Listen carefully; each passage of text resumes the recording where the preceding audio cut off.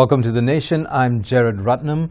The upcoming 2023 National Journalist Day or Hawana in Ipoh Perak from May 27 till the 29th is anticipated to gather media agencies and practitioners from the ASEAN region. However, the question remains, will this event be merely a gathering or can we expect something substantial considering the government's current commitment to the industry? On this edition of The Nation, I'm joined by WATHSHLAH NAIDU, the Executive Director from the Center for Independent Journalism, and via Skype from the Federal Capital, we have SHUEY, who's a crypto journalist with Tech in Asia. Guys, thank you very much for taking time off to be with us and to talk about journalism, something we don't talk enough about. So I'd like to begin by getting your thoughts on journalism in Malaysia and where we've come. Maybe we'll start with Scott, who's currently joining us via Skype from KL. Scott, I'll just go to you first and find out your take on, give us a sense of your thoughts on journalism in Malaysia. Well, it's improving. First of all, thanks for having me on the show. As I said, I think journalism in Malaysia is definitely improving from where it was a couple of years ago. I've been looking at it for about the past 15 years, although I've only been working here for a few. But previous to this, I was in the Middle East where freedom in journalism was pretty much non-existent. So to arrive here and all of a sudden, see things improving, it was a good feeling. It made you feel like this was, a place that was hopeful for journalism. Still needs some work. There is still some things that need to happen to make it a better environment. But in general, I feel like it's meant and it's headed in the right direction. Right. So you say that we're in the right direction, but some things still need to happen. I'll come back to you on that. Let's just get WATHSHLAH's thoughts on where journalism is in Malaysia at this point. Your thoughts? Yeah, and I would agree with Scott. I would say I think this is a moment where there's more openness and possible opportunities, I would say, right? So in terms of journalism itself, I think it's not just a question about the skills. I think the skill sets are there in terms of understanding ethical journalism, responsible journalism. There's a lot of room for improvement, but people are on track. But then there's a larger question about the environment. Is the environment enabling enough for journalists or the media to function and practice and take on its role as a fourth estate? This is where it becomes a little tricky because we have an environment that coexists with a huge amount of laws which are aimed not at promoting media freedom or journalism, but more at restricting our freedom of expression. Mm-hmm. And then we have situation where there are often the economic threats that people continue to experience, right? Fear of job security, in terms of their wages, promotion. So those constant fears always there. So the environment now requires, I think, a little bit more attention. Right. We've been focused quite a bit on law reform, but I think more and more we really need to talk about, and it's beyond ethical journalism. It's really about what is needed to ensure that the labor rights and the protection and human rights of journalists are also protected. Right, but also I think one thing that we need to bring forward is the elephant in the room, which is for many years, I'm 53 now, from the time I was 18, I hardly saw a respite until Abdullah Badawi came into power. We saw a little bit of a respite, and today we're seeing things grow. So there needs to be these things that address to know where we're going. It's as cliche as it sounds. We need to know where we're coming from. So now, coming back to you, Scott, you say this, that we are on the right path, but some things need to change. What's that one thing we can change right now if you were to point your finger at something and say, hey, this needs to change? Well, I think at the end of the day, you need to really look at the impact of defamation laws. A lot of journalists here and elsewhere in the world are concerned because people still have the right to approach them and criminally say, you've defamed me, and that can hold up stories and hold journalism, whether the claims are true or not. There needs to be some type of way to make truth a standard in journalism, not just in Malaysia, but pretty much everywhere in the world, and there needs to be laws to protect journalists who actually do have ethical standards and will follow through on those. But those laws are still in place, and those still sort of limit what journalists can do, and it's still a silencing factor across the industry. Right. So while you say there's still limits for journalists to do, the Minister of Comms and Information came up with a press conference a while ago, and he said, while freedom of expression is valued, there are sensitivities concerning race, religion, and royalty that must be respected. To uphold public security and to prevent the spread of harmful content, the government, through the Ministry of Communications and Digital, will monitor social media to ensure it complies with these sensitivities. When expressing ourselves online, it's crucial to be mindful of laws, etiquette, and cultural expectations. It's also worth noting that the majority of content removals on social media platforms stem from, he says, violation of community guidelines. This underscores the importance of responsible underlying behavior. That was the Minister of Comms. So, taking all this into consideration, do you think there's, it further stifles the work we do as journalists? Most definitely, because we all agree, freedom of expression, it's not absolute, right? But when it comes to restrictions will have to meet certain standards as well. We can't just arbitrarily or very broadly say, these are content that are taboo, that are sensitive, that should not be raised. But we need to look at, when we say it's taboo, what is the impact on the public? What is the real harm? And if we apply standards of, if any action that are being taken, why are we invoking the Sedition Act? Why are we invoking the Communications and Multimedia Act? Is it proportionate to the action of the journalist or the news article? So there's a lot of questions that needs to be asked and challenged. So it's not just a blanket statement or a blanket approach of how we look at what are sensitive. So we need to recognize that Malaysians are actually thinking society, and they should be given the right to be able to also weigh themselves in terms of what is right and wrong, all right? So that's why we always urge the government, before any action is taken, to ensure what is the real harm, and if the action taken against a journalist or a media organization proportionate to the harm. So, and we have to say that, the whole arsenal of laws that we have here are rather restrictive, right? And it's not just about defamation law, it's seditious laws. We have the Official Secrets Act. These are being weaponized rather than, serving a real need to study what's in the public's interest. Your thoughts, Scott, and what WATHSHLAH just had to say? Well, I wouldn't disagree with any of that, but I would point out that we don't focus just on government. I mean, there is a lot of coverage. I cover business, exclusively technology, and over the last couple of years, we've covered a few incidents of people engaged in what was very questionable activity.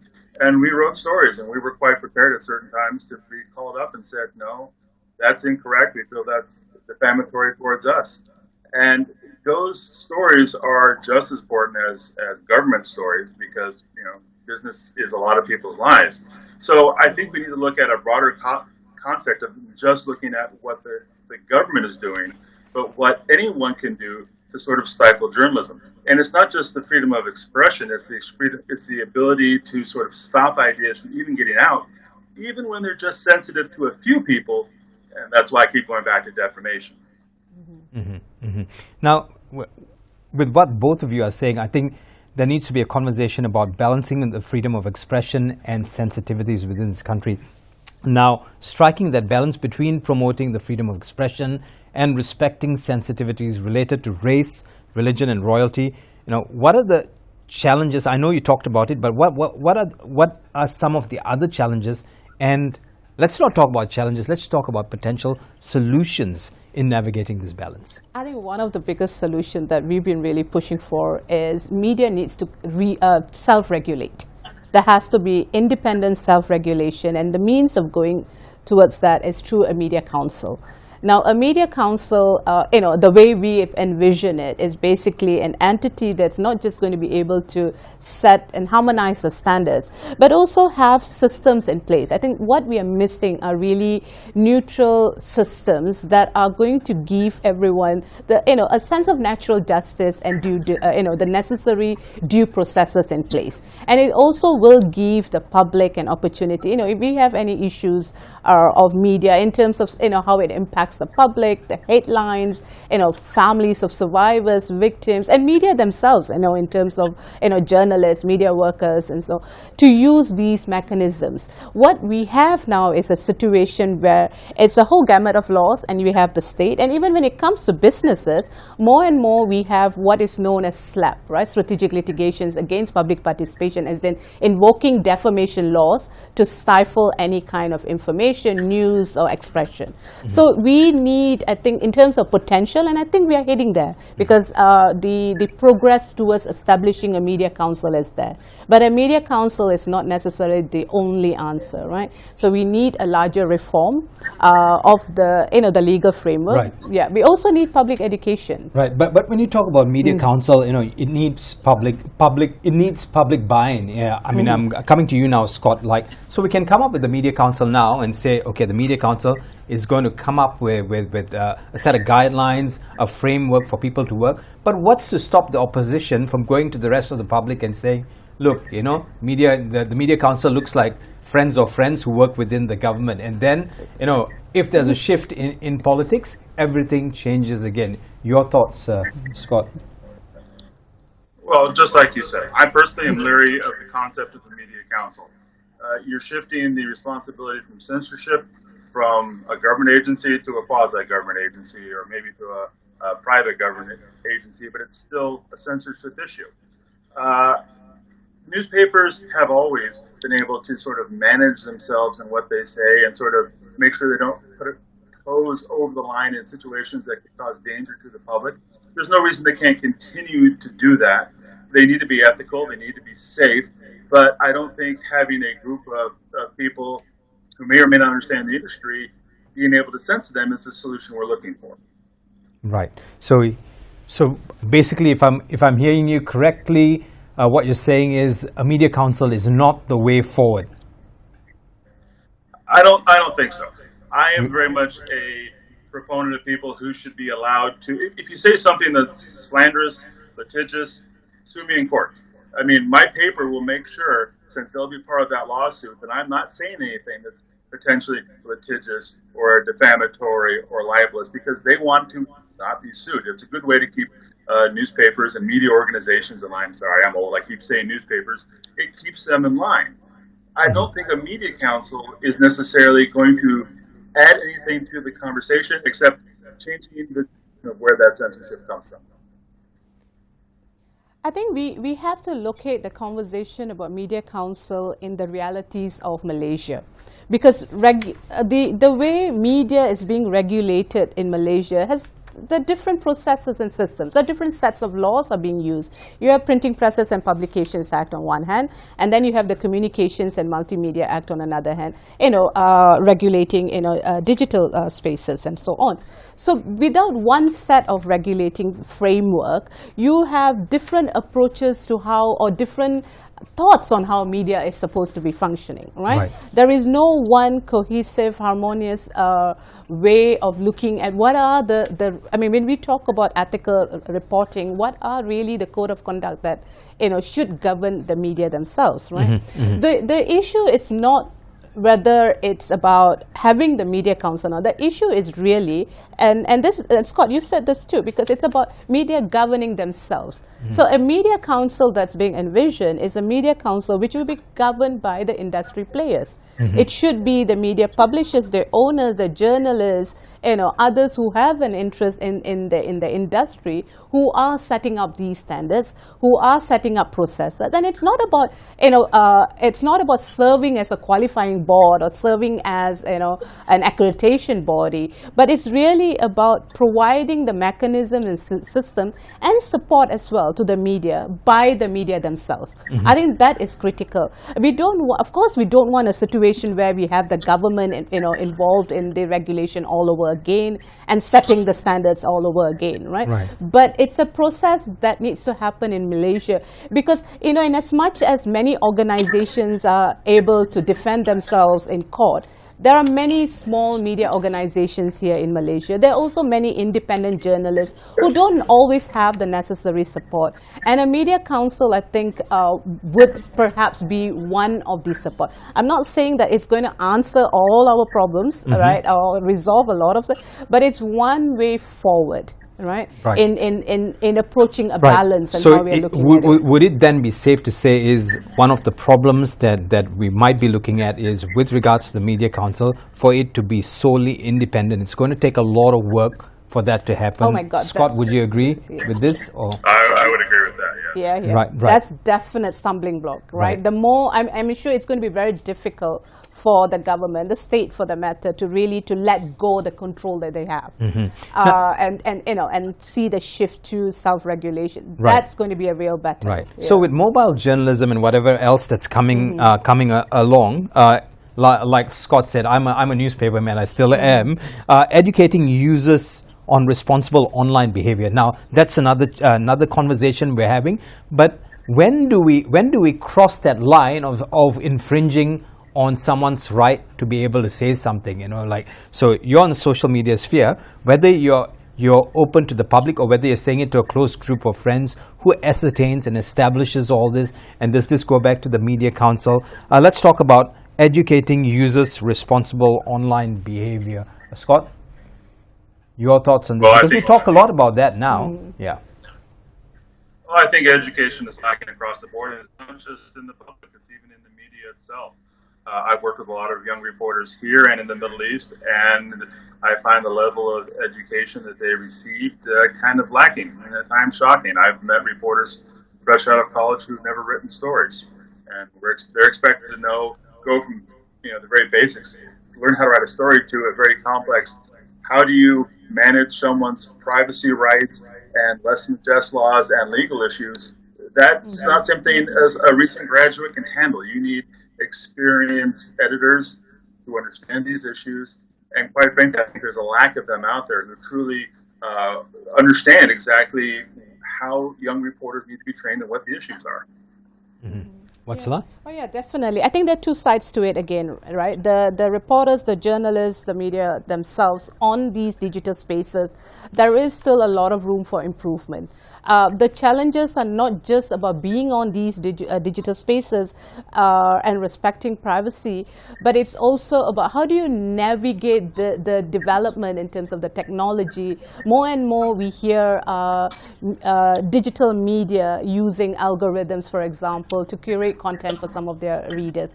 So there are new technology that they are also dealing with. And then on the other side, we have situation where they themselves may be exposed to online violence, harassment, bullying, trolling, doxing, the whole gamut of things that we're seeing now in terms of attacks against media in digital spaces.